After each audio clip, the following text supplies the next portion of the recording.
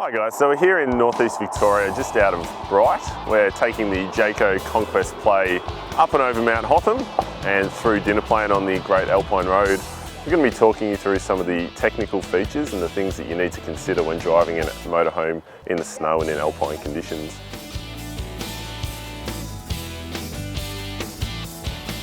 So we're at the petrol station, about to fill up with Alpine diesel. The Jayco motorhome that we're using today is a diesel vehicle. So it's important that before we head into an alpine region that we fill the tank up with Alpine diesel. Alternatively, we could use a fuel additive.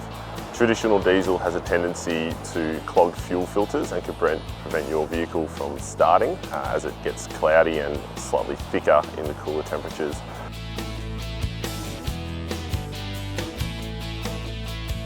So we've just arrived at the snow line and it's time to fit the chains to the vehicles. It's important if you're travelling into an alpine area to check with the authority first as to what chains are required. We're using a traditional style of chain where you need to roll onto it, a little bit different to the majority of the commercially available chains, which are the quick fit chains nowadays. The chains where you roll onto them fit a little bit easier when you have a dual tyre. When purchasing or hiring chains for your motorhome, it's important that you have the correct size, as chains do come in a variety of different sizes. To determine the size of chain that you'll need to know the size of the tyre that your motorhome has, so you'll check that by looking at the tyre size that's written on the sidewall of the tyre.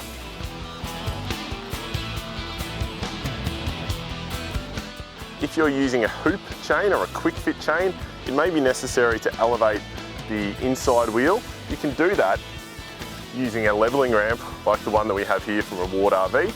You drive the vehicle up with one wheel, the inside wheel, onto the levelling ramp, and it makes it a lot easier to fit the quick fit or the hoop style of chain.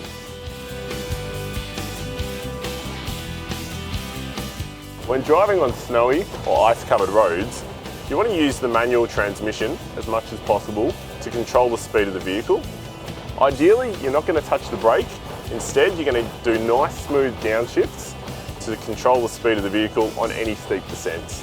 When driving in manual transmission, make sure that your gear shifts are smooth, as well as any steering that you may need to be doing. And if you do have to touch the brakes, again, nice and smooth, as any excessive movements could lead to a loss of traction. If you start to skid, you need to figure out in that split second what it is that's causing the skid. You want to slowly ease off on whatever it is that you're doing that's causing the skid to slowly regain traction. A couple of other things to remember when you're travelling in the snow is leave the wipers up so they don't freeze to the windscreen overnight. An ice scraper like this one with a brush built into it is also a really handy tool to carry, as it can help you clear the ice off the windscreen if it has built up. And finally, don't forget to remove any snow off the top of your vehicle to prevent it from becoming an unsecured load. So with these simple tips and some common sense, get out there, explore the mountains and have some fun.